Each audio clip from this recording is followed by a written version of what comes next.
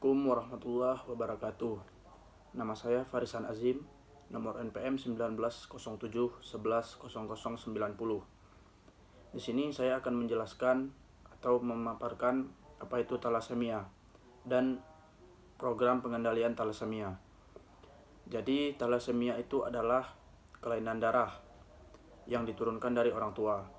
Kelainan ini membuat penderitanya mengalami anemia atau kurang darah. Kurang darah yang dialami penderita talasemia akan menimbulkan keluhan cepat lelah, mudah mengantuk, dan hingga sesak napas. Akibatnya, aktivitas penderita talasemia akan sangat terganggu. Jadi talasemia perlu diwaspadai, terutama talasemia yang berat, yaitu mayor, karena dapat menyebabkan komplikasi berupa gagal jantung, pertumbuhan terhambat, gangguan hati, dan yang sangat berat yaitu kematian. Kemudian ada gejala talasemia. Penderita talasemia akan mengalami anemia yang membuat penderitanya merasa mudah lelah dan lemas. Gejala ini biasanya muncul pada saat 2 tahun pertama kehidupan. Akan tetapi, bagi penderita talasemia yang ringan atau minor, anemia bisa tidak terjadi. Jadi, waktu munculnya gejala serta keparahan gejala yang dialami akan berbeda setiap penderitanya, sesuai dengan jenis talasemia yang dialami. Pada talasemia mayor, penderitanya akan merasakan gejala-gejala kurang darah yang sangat parah. Kondisi ini dapat merusak organ tubuh dan bahkan berujung pada kematian. Kemudian ada penyebab talasemia. Talasemia ini disebabkan oleh kelainan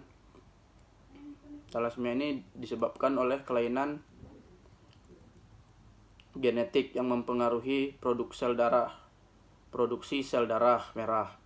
Kelainan genetik ini diturunkan dari orang tua dan tetap dapat diturunkan walaupun orang tua tidak mengalami gejala.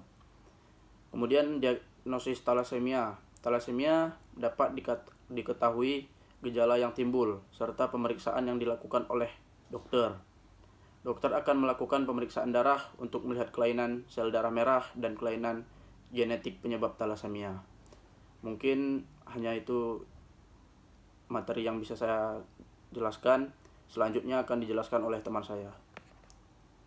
Assalamualaikum warahmatullahi wabarakatuh. Perkenalkan, nama saya Desi Fitriasi, MPM 1907110173. Saya dari kelompok 7.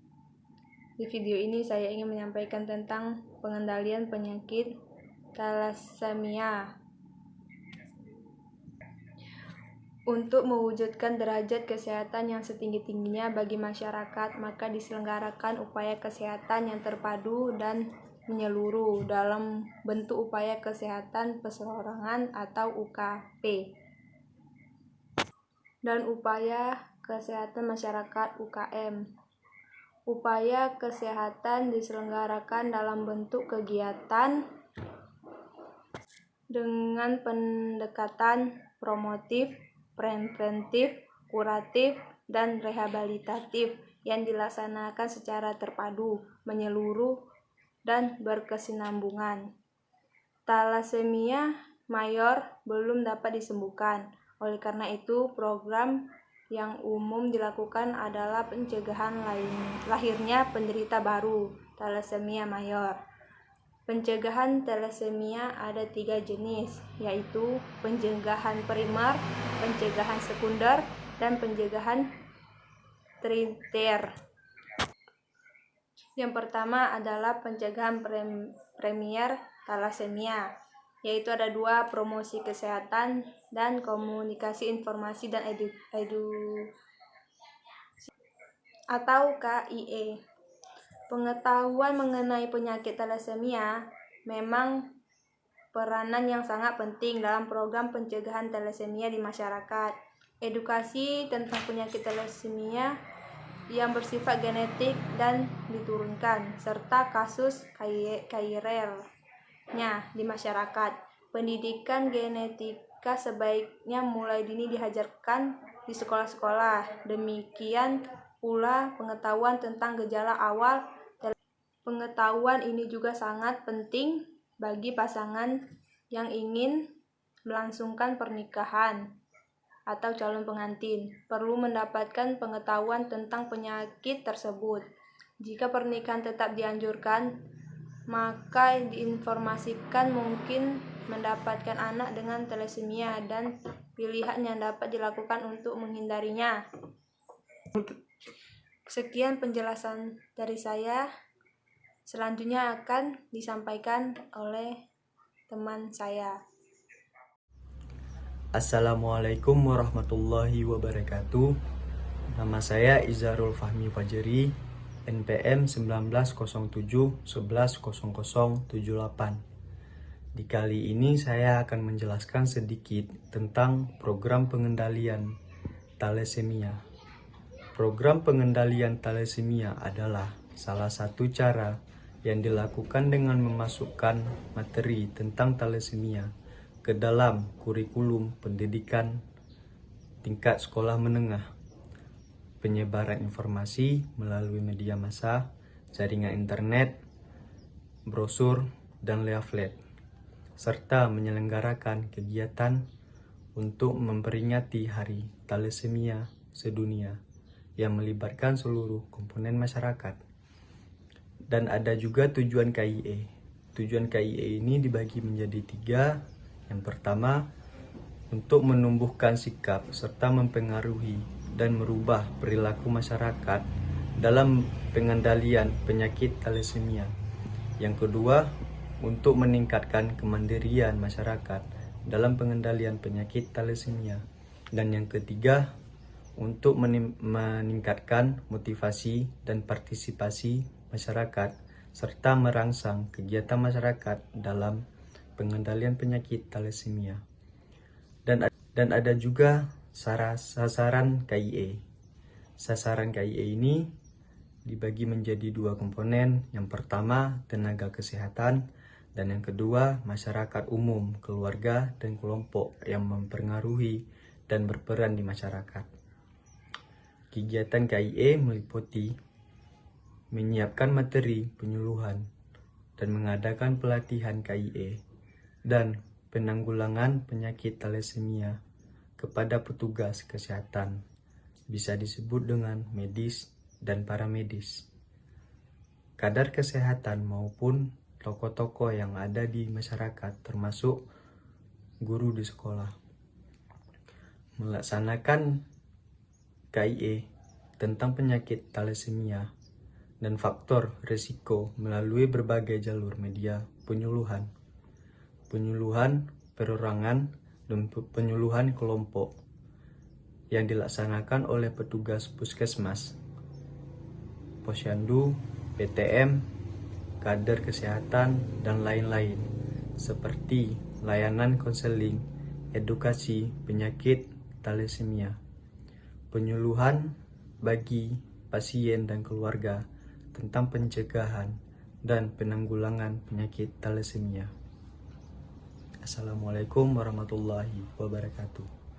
Assalamualaikum warahmatullahi wabarakatuh. Perkenalkan, nama saya Alia Zura.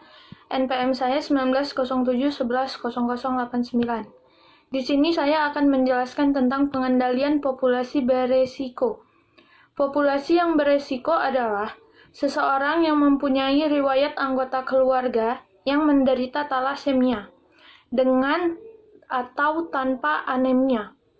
Seseorang anemia disertai MCV dan MCH kurang dari normal, MCH lebih kecil 80 fl, MCH lebih kecil 27 pg. Seseorang dengan kadar HB normal dengan MCV dan MCH kurang dari MCV 80 fl, MCH 27 pg. Populasi beresiko ini memerlukan informasi, edukasi, dan konseling genetik tentang thalassemia yang bertujuan untuk meningkatkan pemahaman dan mawas diri atau awareness. Meski penyakit thalassemia masih belum dapat ditemukan obatnya, namun penata laksanaan yang tepat dapat membuat penderitanya menjalani hidup yang lebih berkualitas. Nah, thalassemia itu adalah satu jenis anemia hemolitik dan merupakan penyakit keturunan yang diturunkan secara autosomal yang banyak dijumpai di Indonesia. Kita mengenal ada 2 tipe berdasarkan kelainan gen, yaitu thalassemia alfa dan beta. Juga 2 tipe berdasarkan gejala klinis, yaitu thalassemia alfa minor dan mayor, serta thalassemia beta minor dan mayor. Thalassemia minor tidak membutuhkan pengobatan khusus. Sedangkan thalassemia mayor dengan gejala utama pucat, perut tampak membesar karena pembengkakan limpa dan hati, yang apabila tidak diobati dengan baik, akan terjadi perubahan bentuk. Tulang muka dan warna kulit menjadi hitam. Gambaran klinis yang dialami pasien dengan thalassemia mayor yang lanjut adalah tampilan kulit yang pucat, pembesaran limpa, perubahan bentuk tulang muka. Sekian penjelasan dari saya. Assalamualaikum warahmatullahi wabarakatuh. Assalamualaikum warahmatullahi wabarakatuh. Perkenalkan, nama saya Nur Fazilah, NPM 1907 110154. Saya ingin mempresentasikan hasil kerja kelompok kami yang berjudul Program Pengendalian Thalassemia. Penelaksanaan thalassemia. Penelaksanaan thalassemia bervariasi sesuai jenis thalassemia yang dideritakan pasien. Berikut adalah paduannya. Pada pasien thalassemia beta minor, pada umumnya tidak membutuhkan karena khusus. Kadang-kadang diperlukan transfusi darah pada saat pasien tersebut dalam keadaan anemia fisiologi yang berat sehat hamil.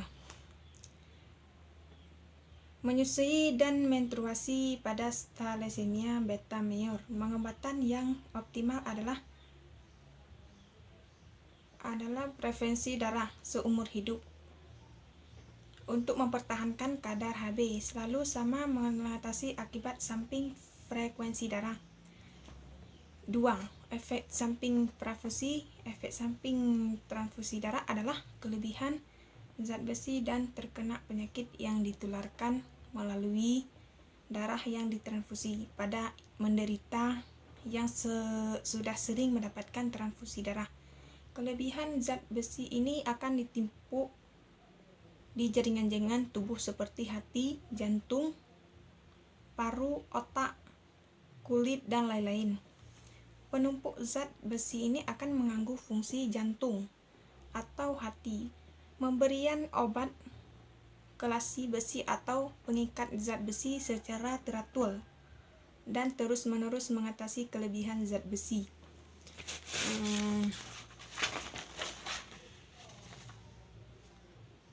Pengendalian faktor resiko thalassemia